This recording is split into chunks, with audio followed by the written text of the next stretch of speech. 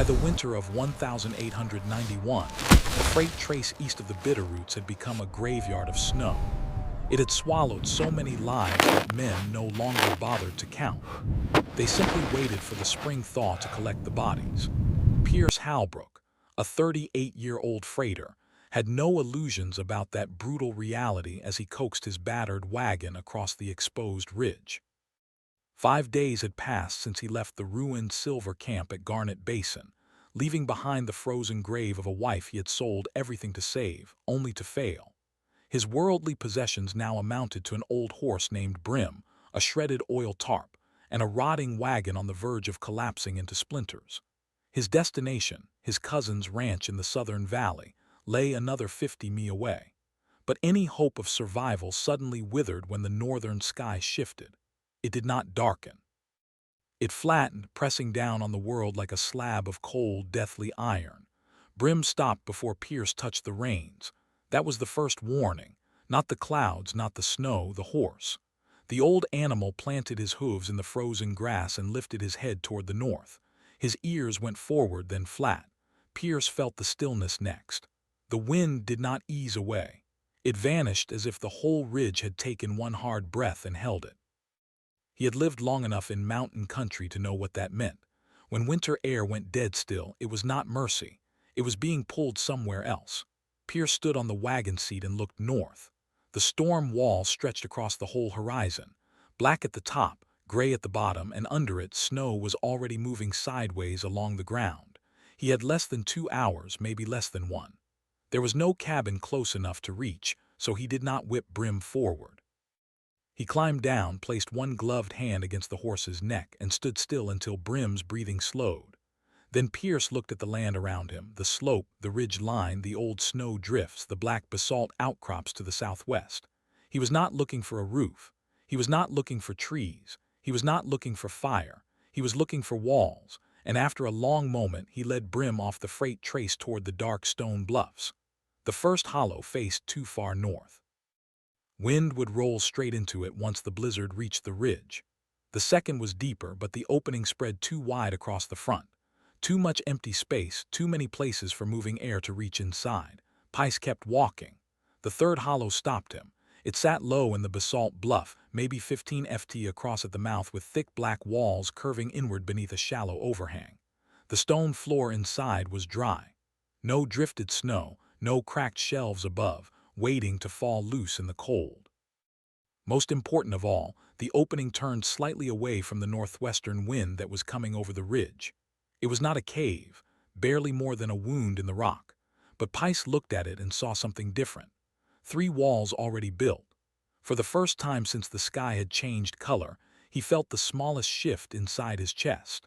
Not relief, not confidence, only the hard understanding that he might still have enough to survive if he could build the 4th wall before the storm arrived.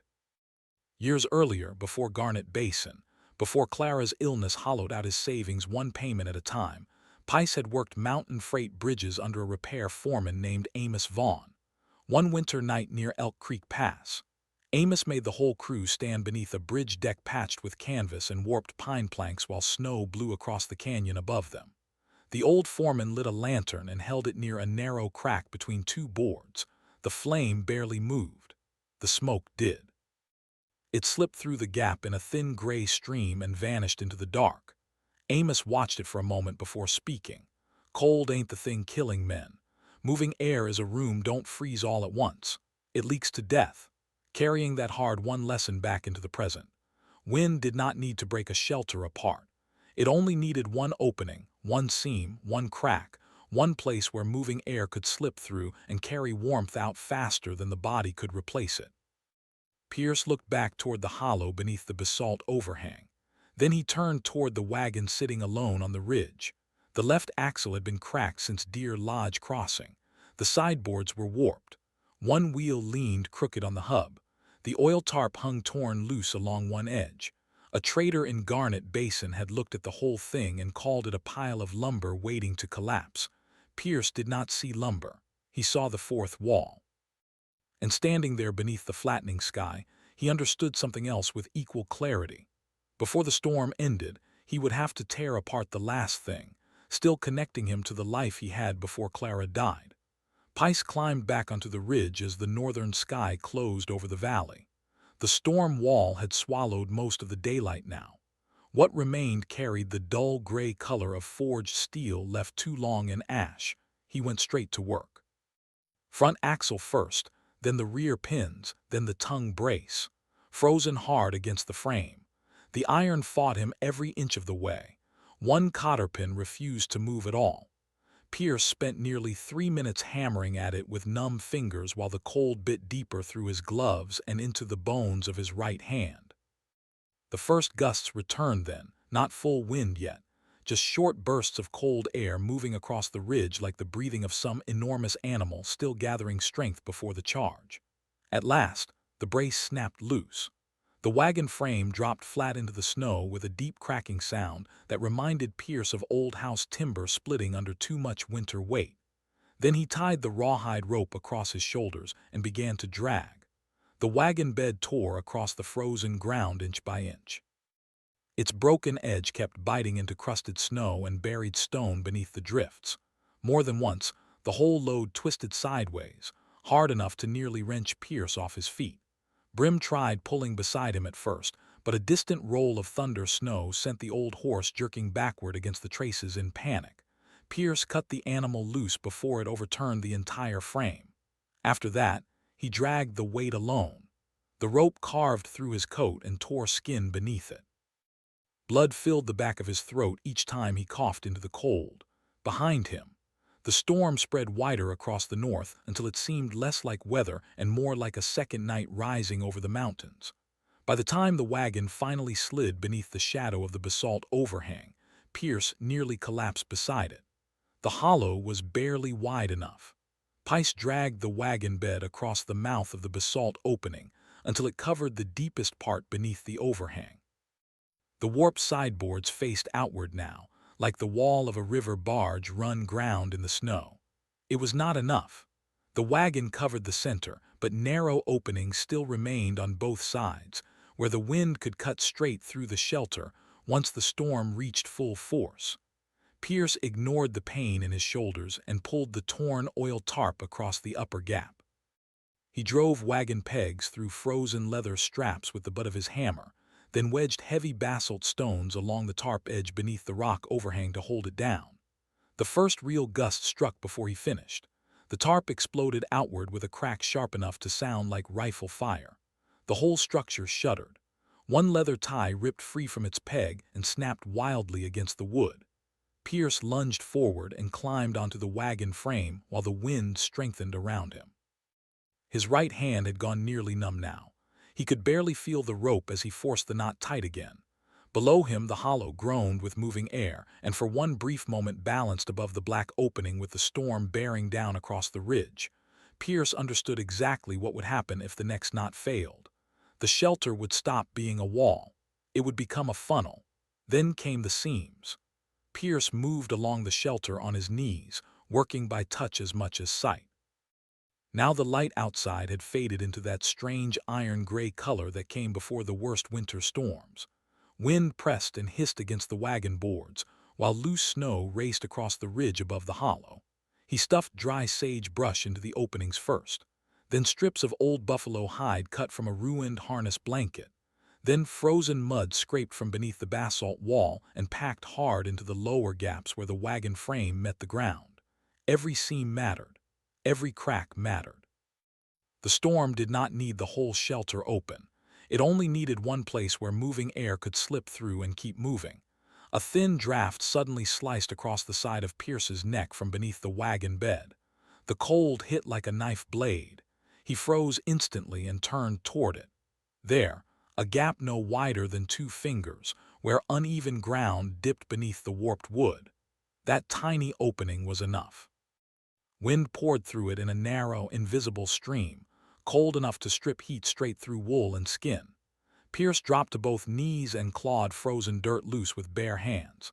The earth tore skin from his fingertips almost immediately, but he kept digging, packing mud and snow into the seam the way a mason forced mortar into stone joints before winter freeze.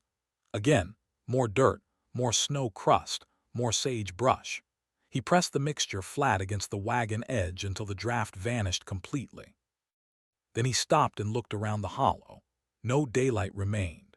No moving air touched his face. For the first time since leaving the freight trace, the space inside the basalt walls felt separate from the storm gathering outside. Not warm, never warm, still. And kneeling there beside the packed seams with mud freezing against his bleeding hands, Pice understood something the blizzard had not yet learned. He was no longer trying to build a shelter. He was trying to build a pocket of air the wind could not reach. Pierce forced himself to leave Brim outside until the very last moment, not out of cold detachment but out of a harsh survival necessity. The old horse carried heat inside its body, heat, moisture, breath, weight. In a sealed space, all of it mattered. The storm was close enough now that the ridge above the hollow had started to howl. Pierce grabbed the hanging reins and guided Brim toward the narrow opening left beside the wagon bed. The horse hesitated immediately.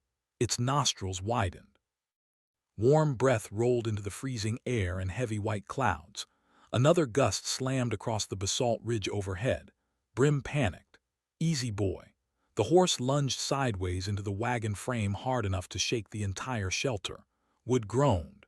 One leather tie stretched loose with a sharp snapping sound that made Pice's stomach tighten instantly. He threw both arms around the horse's head before it could strike the frame again.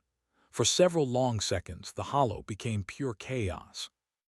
Wind screaming outside, tarp cracking overhead, the wagon trembling against the basalt walls. Brim fighting the dark, confined space in blind fear. Then Pierce pressed his forehead against the horse's neck and held there through the shaking. "Easy now," he said quietly. The words came out before he realized where they had come from.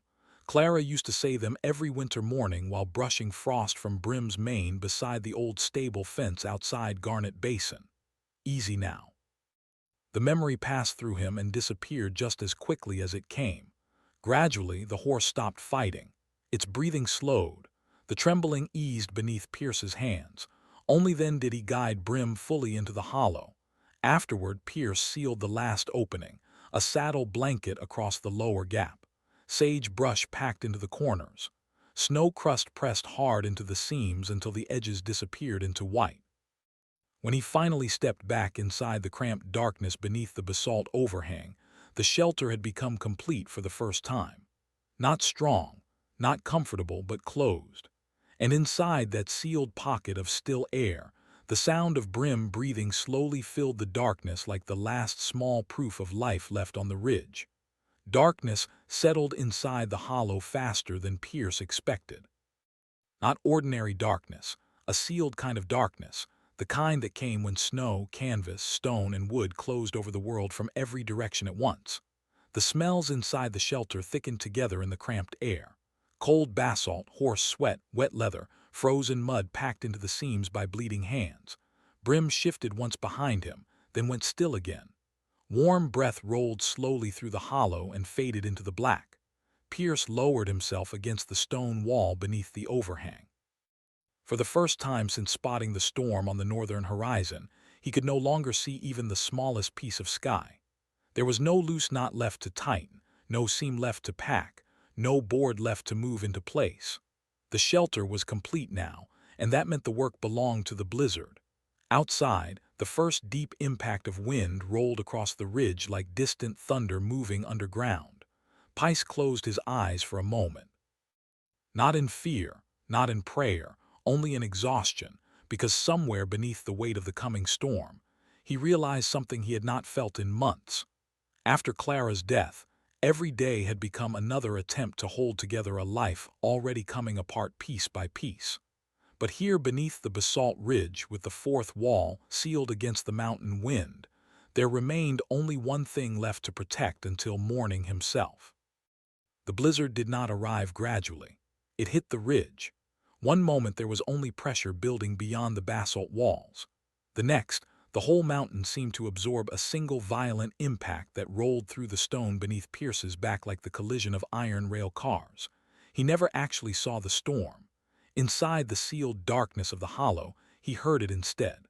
A long roaring howl swept over the ridge and crashed against the shelter hard enough to shake loose dust from the basalt ceiling. The tarp snapped wildly overhead. Wind hammered the wagon boards in heavy bursts that sounded almost alive.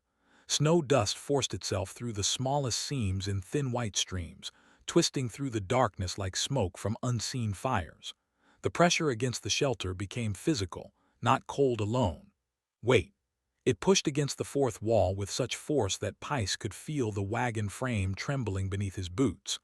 Brim jerked once behind him and stamped hard against the stone floor. Outside, the storm screamed across the mountain. Inside, the hollow groaned under the strain, but the wagon bed did not move.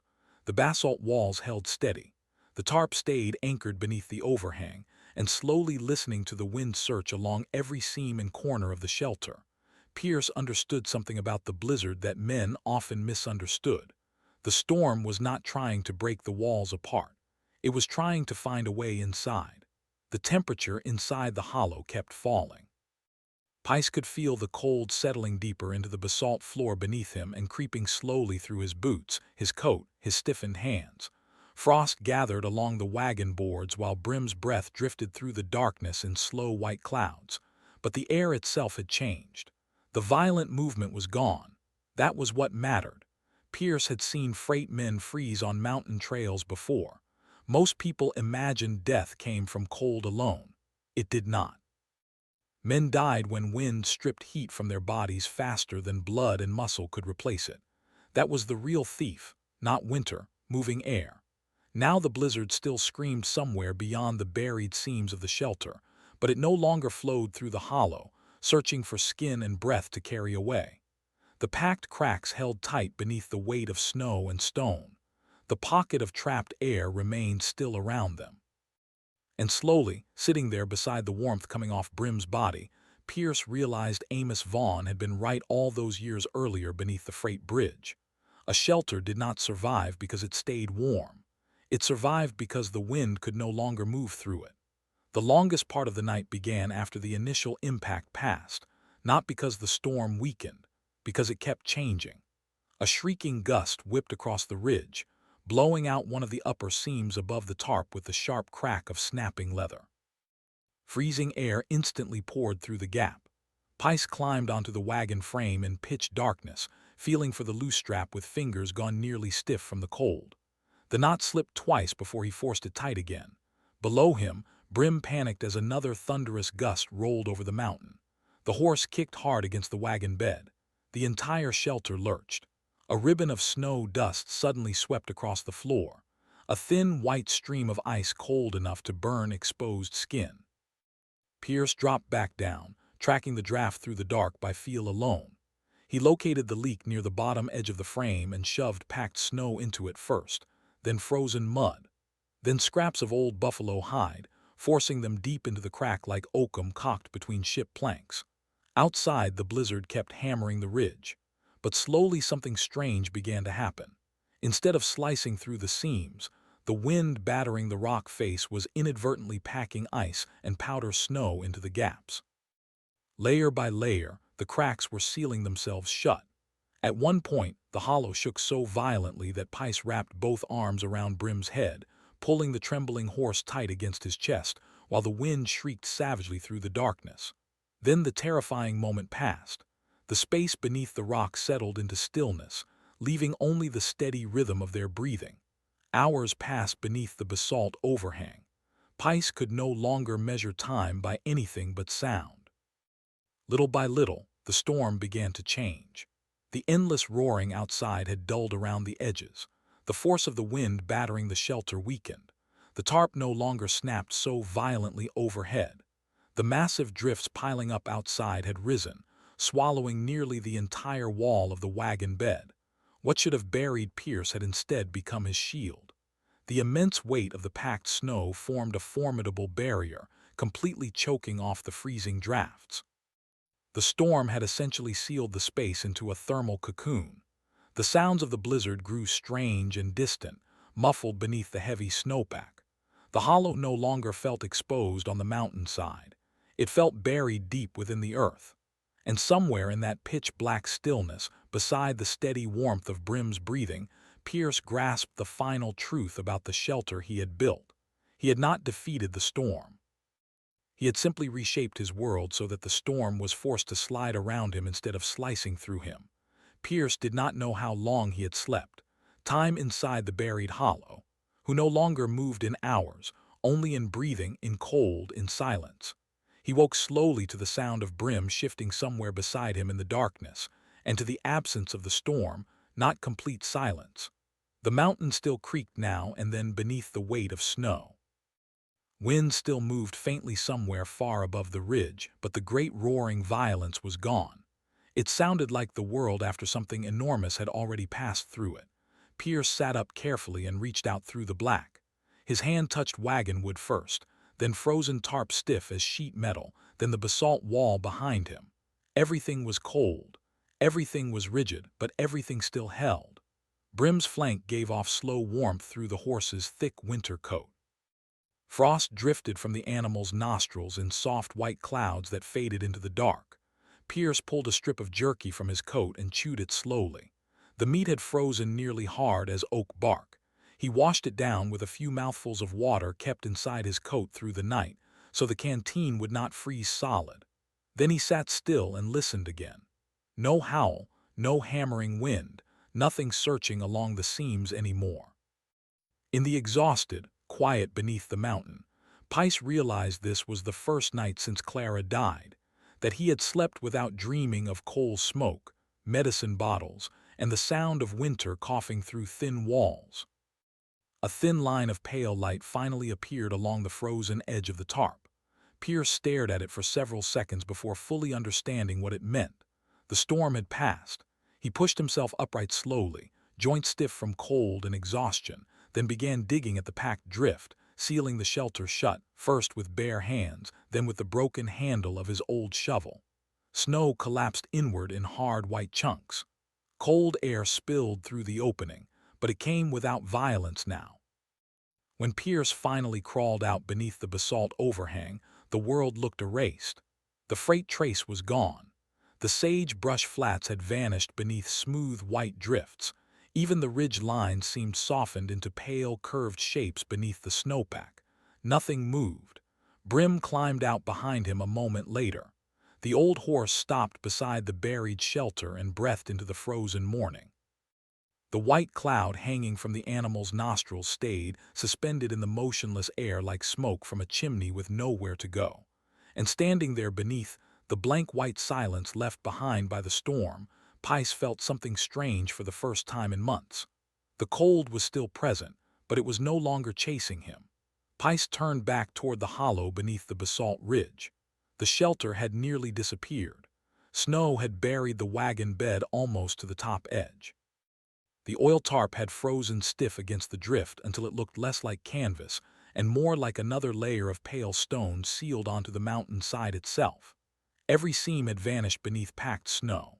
From a distance, no traveler would have recognized it as something built by human hands. It looked like part of the ridge, a dark wound in the basalt half swallowed by winter. Pierce stepped closer and rested one gloved hand against the frozen wagon board. The wood felt solid beneath the ice.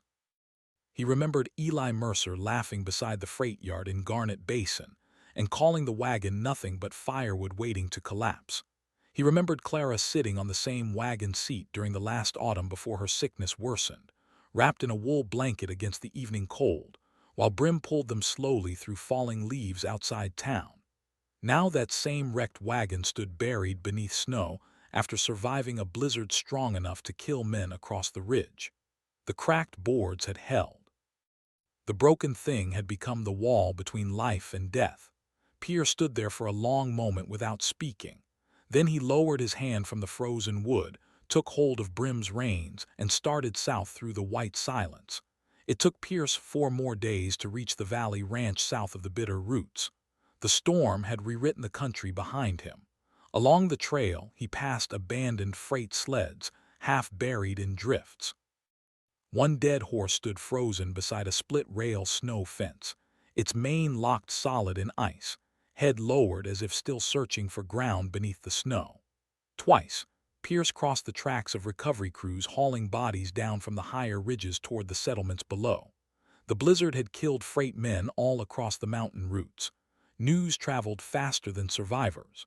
By the time Pierce finally rode into his cousin's ranch near dusk, the valley already knew how many teams had failed to come through the passes. His coat was stiff with frozen snow. Frost covered his beard almost to the collar. Brim looked thinner than when they had left Garnet Basin, ribs faintly visible beneath the winter coat. Pierce's cousin stepped out from the barn and stopped walking the moment he saw them, not surprised, stunned, like a man watching somebody climb back out of a grave already closed in his mind. Inside the ranch house with stove heat cracking softly through the iron seams, Pice explained the shelter piece by piece: the basalt hollow, the wagon wall, the packed seams, the still pocket of trapped air beneath the drifted snow. His cousin listened without interrupting until the story ended. Then he leaned back slowly and asked the only question that really mattered. How'd you know it would hold? For a moment, Pierce saw Amos Vaughn again beneath the freight bridge years earlier. Lantern smoke sliding through the cracked planks into winter darkness. Then he looked toward the frost still melting from Brim's harness by the stove door and answered quietly. Didn't need it strong. He paused once before finishing. Just needed it closed. And in that moment his cousin understood something most men never did about storms in the mountain country. Pierce had not beaten the blizzard. He had only built a place where the wind could not find him. For years afterward, people in the southern valley still spoke quietly about the freight hauler who survived the bitter blizzard by pulling a wrecked wagon into a basalt hollow and sealing himself beneath the snow. The story never appeared in newspapers. No railroad company recorded it. No county ledger bothered preserving the details. It lived the way most frontier knowledge survived in those years, carried by memory instead of ink. Men repeated it beside trading posts while warming frozen hands around coffee tins. Ranch wives mentioned it after church suppers whenever hard winters returned to the mountains. Teamsters crossing the Bitterroot trails told younger freight drivers to watch the wind along basalt ridges and remember the man who survived, because he understood seams better than walls. Different versions spread over time. Some claimed Pierce used mining canvas thick as buffalo hide. Others swore the hollow had once belonged to trappers decades earlier. A few even insisted the storm buried him completely for 3 days before he crawled back out alive. But every version kept the same ending. The blizzard killed stronger men in better wagons because they tried to fight winter in the open. Pierce Halbrook survived because he found stillness where the wind could not follow. And in the mountain country, that lesson lasted longer than the man himself. The story of Pierce Halbrook was never really about a wagon or basalt stone or even winter survival in the bitter country. It was about what remained after a life had already started coming apart. An axle cracked under too much weight, a tarp torn loose by weather, savings drained away one payment at a time beside a sick bed that medicine could not save. Most men on the frontier understood broken things. What they feared was the moment when too many broken pieces failed at once. Pierce understood something simpler than strength. When the storm arrived, he did not waste time wishing for better lumber or thicker walls or another life entirely. He pulled what remained into place. He sealed the seams one by one, and inside that rough shelter beneath the basalt ridge, he built a pocket of stillness large enough to keep life alive until morning. That was all. The blizzard did not care whether the walls were beautiful. It did not care whether the wagon had once been worth money or whether the tarp had already begun tearing apart before the storm even started. The mountain only asked one question: can the wind get in? And that night beneath the buried ridge it could not, which was why the blizzard never truly found him, because not every survivor defeats winter. Some men simply managed to build 4 walls strong enough for the storm to pass around them, instead of through.